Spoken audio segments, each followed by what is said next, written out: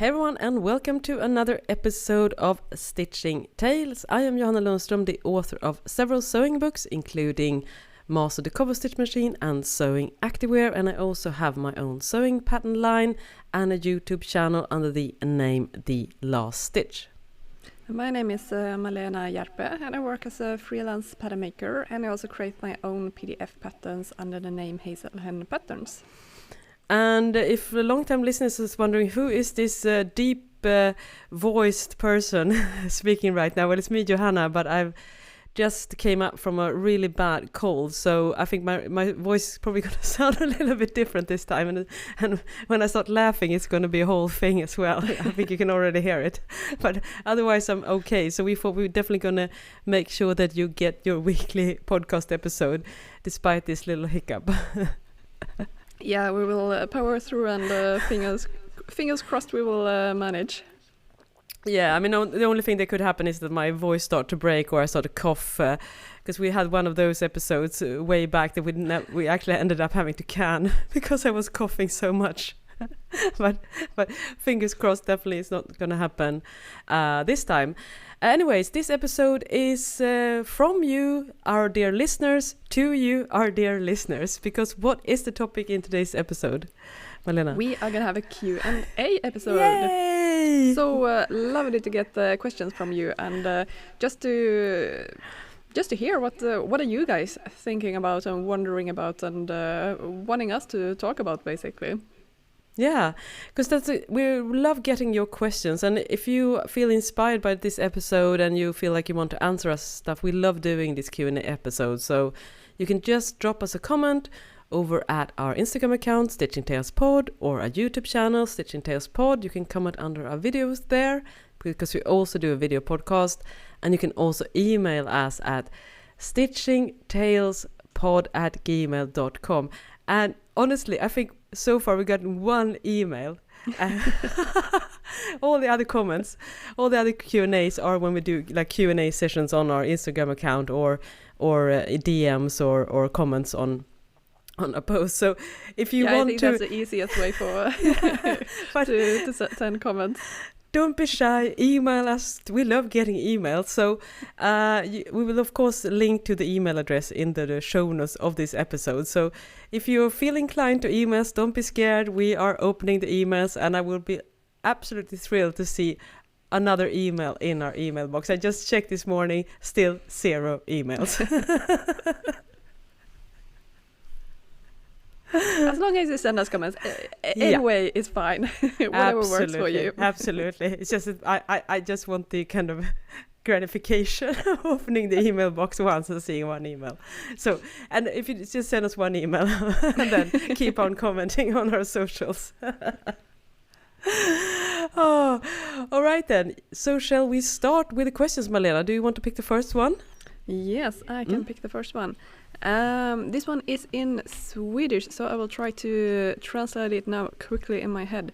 Hi, I want to hear your tip for how to get a sleeve into the sleeve armhole on a shirt or blouse, so that the like gatherings, the ease will be evenly distributed.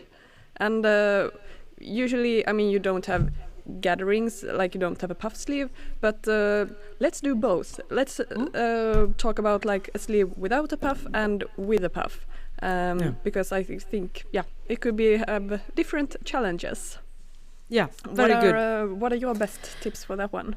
Well, we should start with the ease thing. So ease is what you see mostly on woven sleeves, that there is a slight extra length to the sleeve that is eased at the top of the sleeve cap. So, and that gives bigger movement, Malena. Is that correct? And the thing is with that, if you're doing shirt or maybe a tailored jacket, that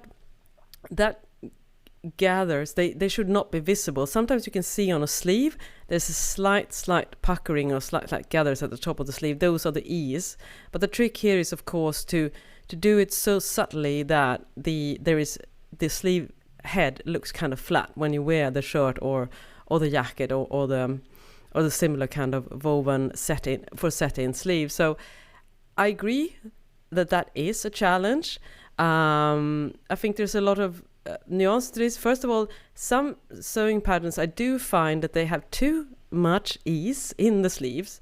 So maybe sometimes it could be a good idea, if you do get struggles, you don't get rid of all the gathers, is actually to reduce the extra ease. And in our excellent book, Fit for Knits, we show how to do that, because when you're sewing satin sleeves on a knit garment, then which Malena's taught me, you do not, you actually have a slightly negative ease. So the seam line on the sleeve head of the sleeve cap is actually slightly shorter than the sleeve opening, which is the opposite for a woven garment. So first of all, that could be an issue.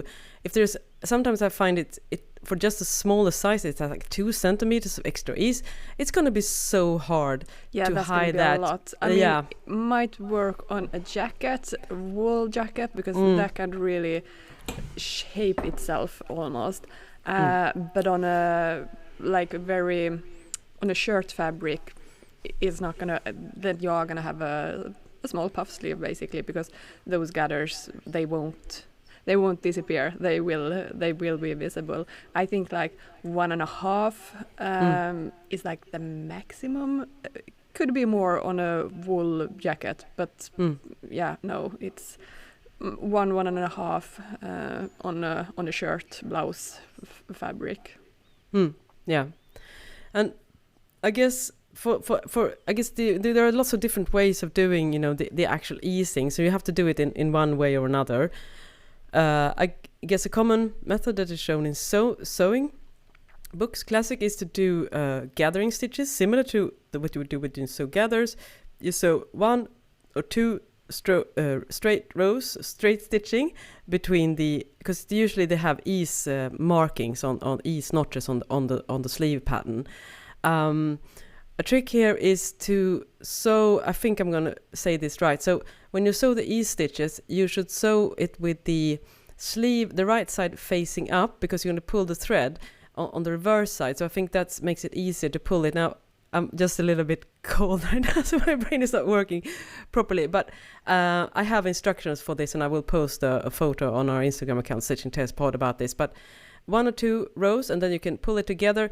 The most important thing here, which is your question as well, is how do you distribute those gathers evenly? And of course, one trick is that before you start gathering, you always have a notch at the top of the sleeve cap that shows where the shoulder seams and the sleeve cap should align. When you start gathering, that notch is going to disappear into the gather. So my recommendation is always to put a pin, regardless if you use the clip or chalk or whatever you use to mark it on the sleeve. Put a pin on it so you can still ensure that you do see that spot. So you need, because that's the most important thing, that you make sure that the gathers are evenly spread between those midpoints between the back sleeve and the front sleeve. So that's my number 1 tip. And secondly, I think I'm normally not a big fan of pinning, but here it is a good idea to actually have several pins on the way, because if you start removing pins, you will probably push the gathers in front of you. So all of a sudden, if you start sewing from the back, then you will end up having a lot of gathers at the top of the sleeve rather than evenly distributed ease along the entire sleeve cap of the method. So that's definitely one of the things. So just have short increments between the gathers and try to ensure that everything is eased inside that distance until then you start sewing and keep on sewing. So that's my tip if we're talking about the classical way of doing ease in the sleeves. So what are your take on that? Yeah, no, I think it's really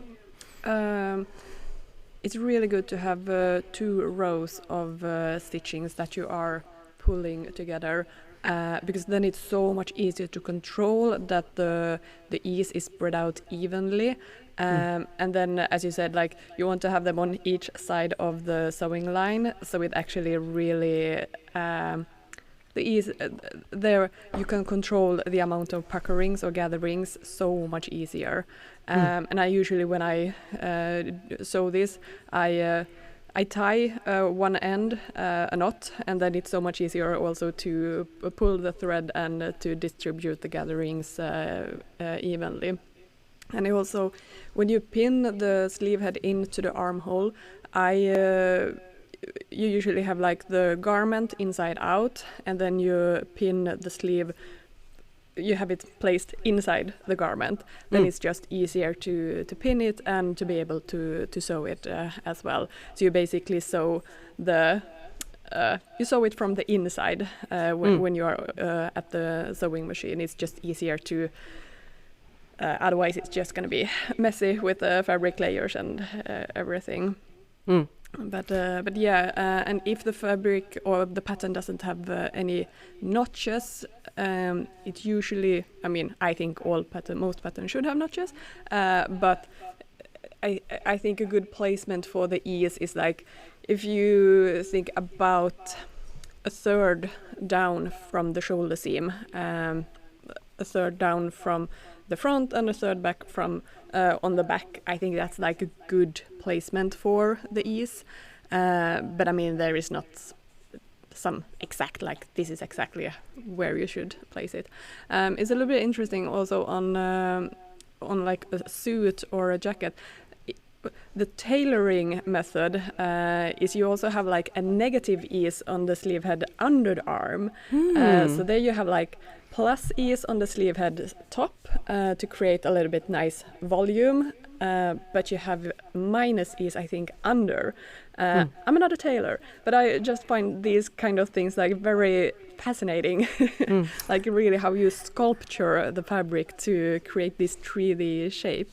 So it's really, it's cool how they do that. But then, as I said, they usually have some wool fabric, thicker fabrics, so it's a lot easier to work to get shape in those kind of fabric. Yeah, it's usually because it's easier when you do get gathers when you're sewing a wool jacket. You can usually with steam and shaping and moist and basically remove those extra puckering in a way that, unfortunately, for instance, if you're sewing a shirt made of a woven cotton fabric, for instance, it's going to be really hard to fix it afterwards. What you have is basically what you have, and what you explain from sewing from the inside, because I do assume that you still, when you describe the method, you still sew with the sleeve piece facing up, or do you sew with the sleeve head? Because it's also nice if you sew with the sleeve opening facing up. It's also hard to see if the gathers are shifting, I think. So for me, it's easier to see. And exactly. You sew on the bodice is towards the sewing machine, and then you see the sleeve head when you are sewing. So then it's also a bit easier to control to see the gatherings.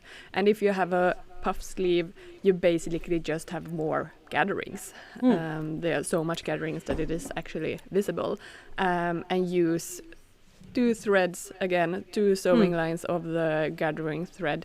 It's just going to be so much easier if you have 2 instead of just 1. So much easier to control. Yeah, very, very true. And also if you want to ensure, for instance, if you're working with slightly stretchy fabric, it's good to measure the distance. If the notches are good, you can the sleeve will show the finished length of the gathers.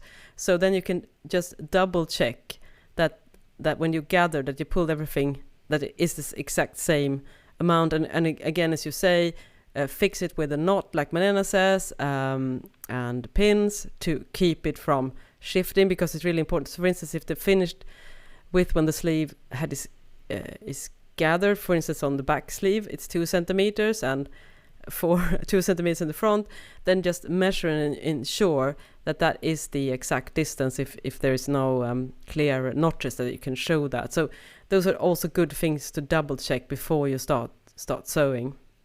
And basically, the only thing that you need to keep is to prevent the gathers from shifting forwards, because I think that's probably the most common thing that we encounter, and I'm sure that you who wrote it also, Lena, thank you. That's probably the thing that you are probably also encountering. There are some more advanced way of doing ease stitching, which I sometimes try to do, is that you use I've shown this when if you do have a little bit of the problems with the shifting, that the gathers are shifting forwards when you're sewing, you could use a sharp tool. I'm holding up now a pen, but you can use an awl or another sharp tool, and then you can, when you're sewing, to mitigate this issue, you could gently have a walking foot. walking foot, yeah. But you with the sharp object, you're pressing the gathers towards the presser foot so that they are staying straight, because you don't want them to like diagonally moving forward. So you can do that with a rhythmic motion, so you just keep the gathers or the ease towards the presser foot just gently, because that also allows you to stop the shifting forward, which it is tricky. And I'm actually right now, if you're watching the video version, you can do that on YouTube. I'm wearing my own pattern, the girly top. It has actually puff sleeves. So as you can see, and I'm probably, if we look close, I think you can see that I too sometimes struggle. I think there's a little bit of shifting here and there. But don't be too hard on yourself, because it is tricky. It is really tricky to sew gathers. But luckily, for instance, when you're doing a puff sleeve, you don't really see that. The most important thing is that the gathers start and stop end at the same spot on both sleeves. You will probably not be able to do exactly symmetrically.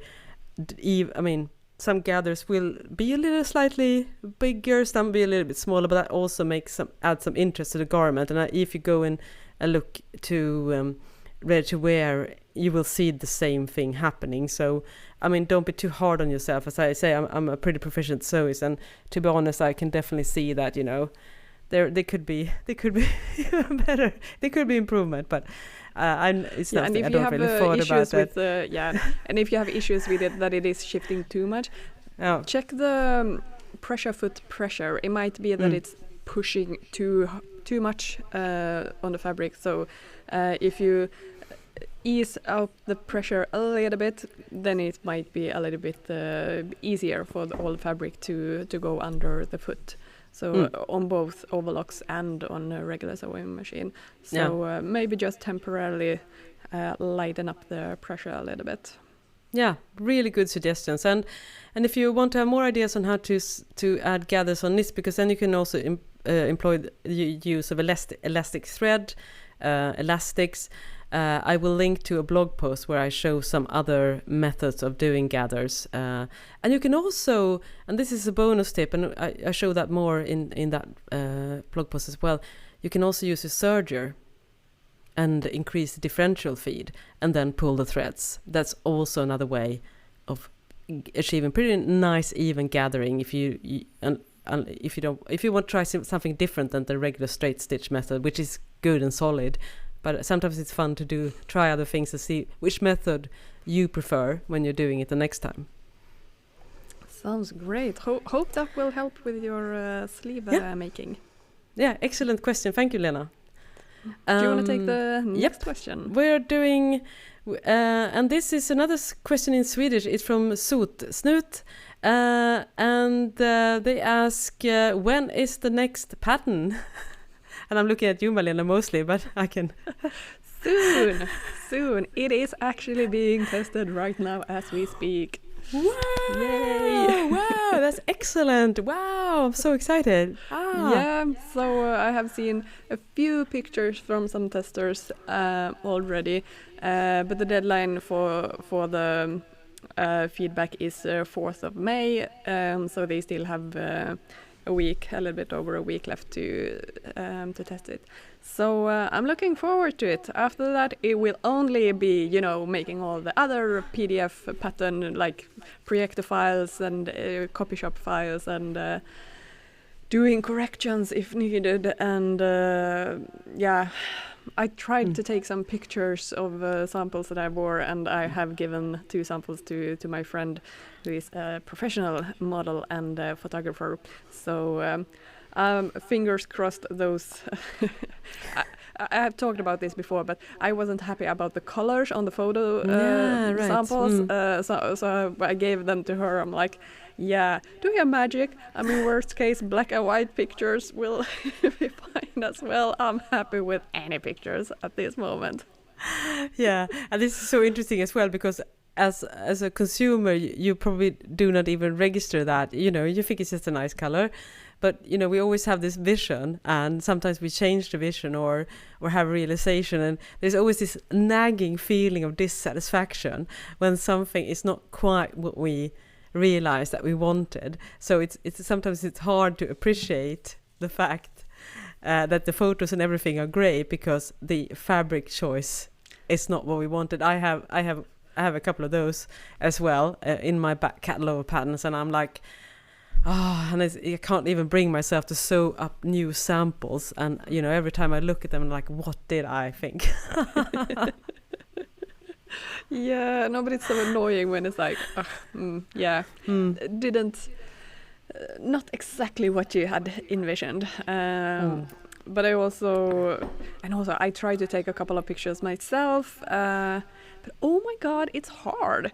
I don't know how people do it when they have so amazing pictures of what they have made, and it's just like, I don't know, the lighting and it's it is. I want to take a course like how to take pictures of your own makes. That would be in big need, but fingers crossed it's gonna be in May. Wow, that's soon. Yes. We're recording this at the end of April. Late May, obviously. Yeah, okay. I was like, aren't you going on holiday tomorrow? Yeah, okay. Yeah, no. In May, within May month, before June. So that's my own deadline. Wow, I'm so excited. It's going to be so interesting, and we're definitely going to do a follow-up episode on that when the time has come. So very exciting to hear that. It makes me so happy because we talked about this your pattern for a while now, and I know that when something gets your full attention, it's everything goes really, really fast. So I'm not surprised that you're so further along in the process now from just a couple of months ago when you hadn't really been working on it for quite a while. So I'm very happy to hear. Yeah, I mean, it's this like you have. I've taken like a year off working on this pattern a couple of times, so that's why it has just been dragging on forever. So it's actually going to be really nice to be done with it, and I want to say move on, but now it comes the marketing aspect of it, and that's future me problem. I'm not gonna think about that today. No, don't think about that today, but also don't forget about it, as known as the Johanna method. So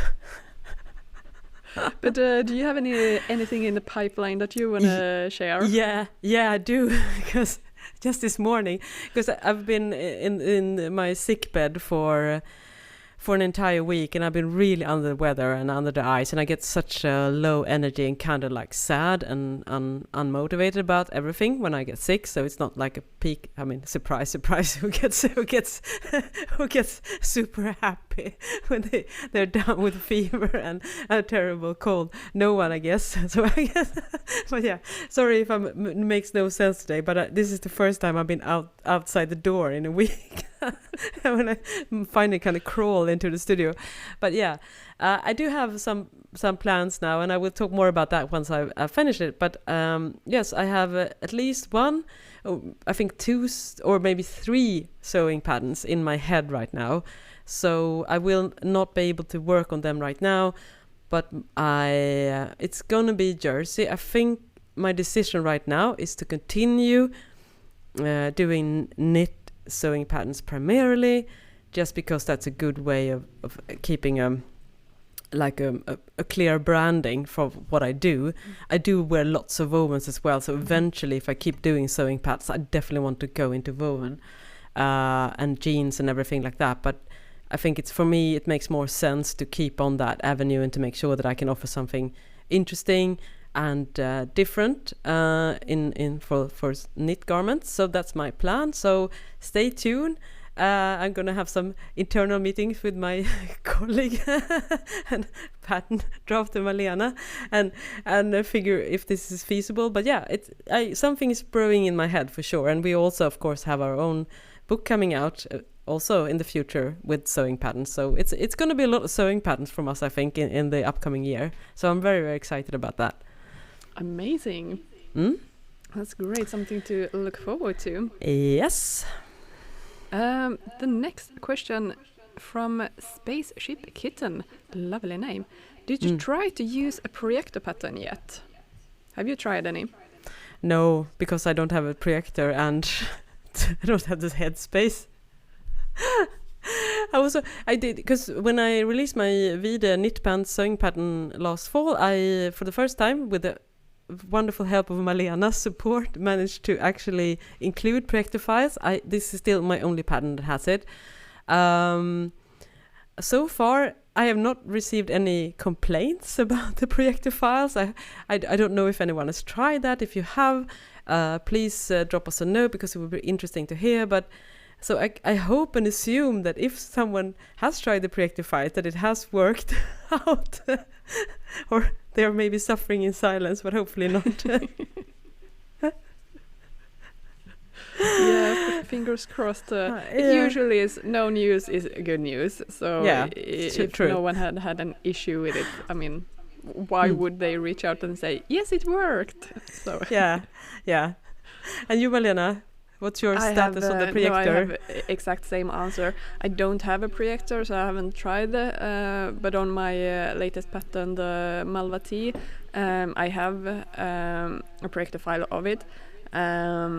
And I plan in the future to make projector files for all the patterns that I have. Not at the... When I get more time, I will do that.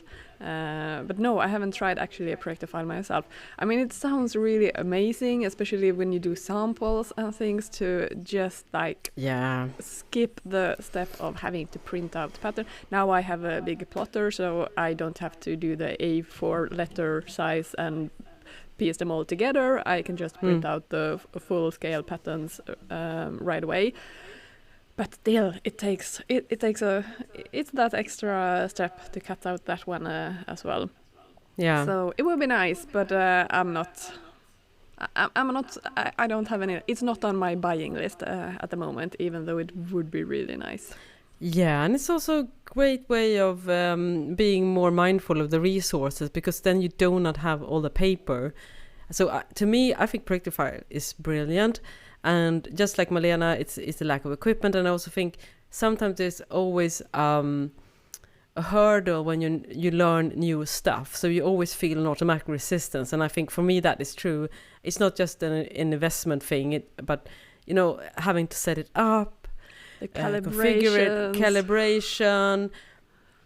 And just like you, Malena, I have a plotter printer, a large format printer. So for me, it's also not as time consuming and to have to paste all these small paper pieces together, which I think also, if I were a home user and had a good space to hang the projector, I would definitely look into it as well. And I'm sure that in 10 years' time, this is going to be like the standard. So I'm very happy that we finally got on the bandwagon. And that was a lot to you, dear listeners, because I think one of the first episodes, we talked about this. And you, Malena, you made some research and realized that, you know, there are a massive community out there doing it. And we also got some feedback that projector was a good thing to go into. So yeah, we're doing it. And definitely next patterns, we're going to keep on doing projector files. I have no plans of doing something else, and just like you, I plan to do all the patterns as well, but I think I will prioritize making sure that the new patterns have the projector files. And today's, I mean, printers are not that expensive to buy the actual printer, but oh my god, the color! It's insane. I get so frustrated. I recently bought new, what do you say, colors? Patron. What is the English word for it? The color for the printers. A couple of weeks ago, a month ago, I bought new colors for every single color, both for my big plotter and for my small regular printer. And HP, the brand of the printer, they don't do any other brands for their colors anymore. So I bought a cheaper version of the colors, and the printer is not doing it. No. So they have discontinued that cartridge model. Yeah, I don't know why. It doesn't Yeah, it doesn't work with other brands. You have to buy their own specific. Yeah, I know this because it's probably the way of like stopping, that kind of market for. Yeah, no, it's monopoly copies. to like sell their own, because the printers are cheap. That's not a problem, but the color, that's the thing that is. Bummer. So it's like so annoying. And I try to mail this company that I haven't opened up them. I just opened up one and tried it and see that it didn't work. But it was like a month after I bought it, so I can't really return them. So I mailed the company like, is it possible that I still can return them? I mean, the package is not broken or anything like for the other ones. I mean, one I tried, so that I can't return, obviously. But I haven't got a reply from them. And I mailed them a couple of times and they are just ignoring me. And I mean, buying all those colors for both my printers, that was expensive. So, yeah. I might actually have been able to buy a projector file for that money instead. Thinking now about the amount of money I spent on the colors. Yeah, I mean, but I'm not bitter. No, I mean, it does make a good case for really looking into projector files in the future, as you say, because I had to do that on my like home printer, the regular A4 printer, basically because I was just printing out a map for birthday present, because I wanted to have it in full color. And of course I had to go out and buy cartridges, and I had the same because I realized that my print is quite old, but it works, and I realized that they didn't have all the colors, so I was starting to maybe the Canon is phasing out these particular cartridges because there are not that many printers out there anymore. And then of course it doesn't accept third party because it reads on the chip and then refuses to use it. So all right, guys, it's time to go projector. That's the oh my god, can this please let me wait until 2026. Especially today, I don't have the energy for any new. Please let me be a late adopter because I cannot muster the thought of having to do this. And you're so right, it's so annoying because when you add it up, we would probably be better off just investing in a solid, not that expensive projector and keep it that way and have it set up in our studios. Yeah. That's future us problem. Let's not do today. No, right. Yeah, I got in a bad mood and I was not feeling that great even before. Sorry. Yeah, that's what printers do to you. It's just... Yeah. Sorry, Spaceship Kitten. Yeah, short answer, no, we haven't. But we are perhaps even more inclined now more than ever to start looking into it. Yeah, definitely. Yeah. All right. We have another question from, it's going to be a SOS MW1. Hi, I'm a big fan of yours and I'm planning to buy your t-shirt book as soon as it comes out. Your patterns and explanations are top notch. Well, thank you. I have a question for you as my knit gurus. Oh, thank you. Do you stay stitch knit fabric? I've messed up a couple of V-neck knit dresses and I'm not sure how to deal with that bias. Should I stay stitch with a straight stitch, a shallow zigzag stitch, use interfacing strips? If so, in what direction? I feel it's a matter more commonly dressed in the woven real, and I definitely found it more problematic with knits and their stretch. Yeah, stay stitching on knits. Malena, have you ever done that? No, I don't think it's a good idea to stay stitch. I think that might actually stretch out the bias seam even more, or the bias pat. No, so definitely not. Here it is the same issue, I think, with the neckline for just a round neck t-shirt as well. It's more visible on a V-neck because the distance of that is longer. But I think you have to think about or work with how you sew it, using a rib attachment or a binding or something that is shorter compared to the V-neck or that bias cut, so that neckband or binding or whatever, it holds it in. And to know exactly how long that neckband or bias tape or whatever should be, that is really tricky to know. It really depends on the fabric, if it is a rib or a single jersey, and what kind of recovery and stretch it has. So it is really tricky. I totally understand your frustration, but it is that's the thing that's gonna keep it together, and so make sure that it recovers well and won't stretch out and grow. Yeah.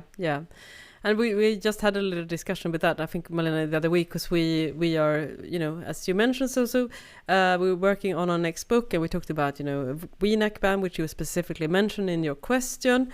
How much should the negative ease or be on a V-neck compared to a neckband that is across, like a round or a scoop neck neckband, which is a lot of cross.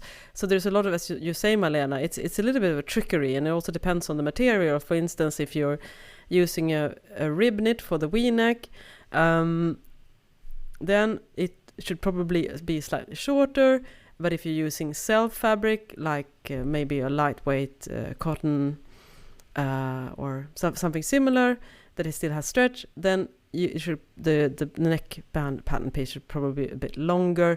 And if you're using a sewing pattern for this and you have had issues, the probably is that the fact that the pattern piece that came included in the pattern is not suited for the fabric. So it's not really you, if you know what I mean, because you cannot, there's no way of fixing a neckband that is too long, because that is what it's basically what Malena said. That is the stay stitching, the fact that you stretch out the neckband and that keeps the fabric in place. So when it pulls back, you get a neutral flat front, and that is completely dependent on what type of fabric, how much stretch and how much recovery. So this is not an easy thing to figure out. So it's probably good to do a bit of a sample and try to see. Just cut out the V-neck first on either if you have a fabric scrap, and just try to figure out if, you don't have to be an exact percentage, but if it's too long, it's gonna be a massive. In my experience with a lot of sewing pattern is that the neckband piece is almost always too long rather than too short. Yeah, and on for example, when making sewing with a cover lock, cover stitch, you can sew bindings really beautiful there. And I have it. I haven't tried it yet on my own machine, but you have this little thing that you attach to the machine, and you have these specific strips then for the binding, and you basically pull it through like some. I think we're gonna have. Show some pictures on our Instagram for what I mean, but that basically makes this strip stretch out a little bit when it's sewn, so that gives it tension, so it pulls in a little bit, or not pulls in, but it doesn't make the fabric stretch out when worn. So it's really, it is tricky to know exactly before how much tension, how much it should be stretched out, because it so depends on the fabric. And I can say in general, I mean, if you have a round neck t-shirt, that the neckband, if it's a rib, it needs to be stretched out a lot more because it's round, and the inner circle of the neckband, you want it flat, so it has to be shorter because of that, and also that it should keep it together. If you have a very long V-neck, I mean, that's a straight line, so I don't think it should be so much shorter as it is on a round neck, but still a little bit shorter. Maybe 85% is a good percentage of the neckband. But here you really need to make samples and test it out. But I mean, you never see, for example, on on a wrap dress, jersey wrap dress. I mean, that has, I think, the longest bias cut. You never see it just folded once and sewn with a twin needle. Maybe if it's done like that, it has a clear elastic on the inside or some elastic kind of thing. But on a ready-to-wear garment, there's always a binding or attached band or something. Something that holds it together. It can't just be folded and stitched. It's not gonna work. Exactly, because I actually am the owner of a Diane von Furstenberg silk jersey. Yeah, fortunately my tummy is not there's enough room for it anymore. But yeah, even on that as well, it has interfaced facing to keep it in place, and a stabilizing interfacing strip to keep that from growing. Can you share some pictures of that, because that's for my sure. absolute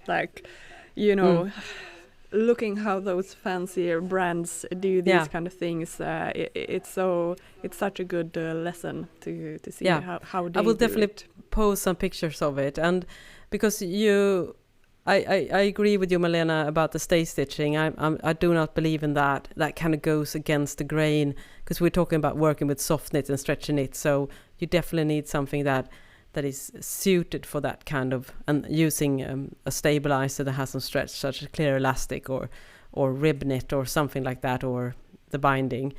Those are the ways to go. But we totally understand your pain. We're probably in the process of figuring it out for ourselves now when we're developing patterns or maybe instructions for how to add a V-neck. So yeah, we hear you. It's not easy, and also there are lots of different ways of sewing V-necks as well, which you can definitely look into. Perhaps there is a method that is a little bit easier than the one that you find in sewing instructions.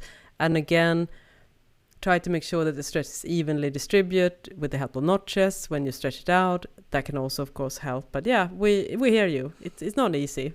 It isn't. I mean, no, definitely not. It is tricky. Let's see if we have. Should we end here maybe, or? Yeah, we should probably. We do have to, because we do. We love to get more questions, but we also need to to record another episode, because Malena is going on holiday tomorrow. So we're definitely going to crank this out as much as we can now, so we have some episodes in the can, so we can keep our weekly schedule despite colds and holidays and other occasions that are happening. Life things for sure. But we have more questions, and of course we love to get more questions, and we're definitely going to do more Q&A episodes in the future. So if you didn't get your question answered, don't worry, we will try to get through to them one at a time, and we're very, very happy. So keep those questions coming. We love to do these Q&A episodes, and they're quite popular as well, so I know that you listeners appreciate them as well, because we get to think about things, and it's so nice, because a lot of these questions are things I would never have thought about myself to do a podcast episode about. So I'm very, very happy that we get this outside input on the content. Market research for us as well. Totally. I mean, now when we're gonna write a book about sewing t-shirts, I mean, this is great. Now this is a thing that we need to talk about in our book, basically. Very, very, very true. And a lot of these questions are absolutely. I think it's good to do like a good Q&A, like common misconceptions about sewing knits and stuff like that. It would be also interesting, and things like do's and don'ts when you're sewing with knits. I get a lot of new topic ideas as well. Just thank you for your great questions about stay stitching knits and how to sew necklines. So very much thank you, and for staying with us and my raspy voice, but I think it's going okay. At least I've not lost it yet. So thank you so much for listening. My name is Johanna Lundström. And my name is Malena Hjerpe. Bye bye. Bye bye.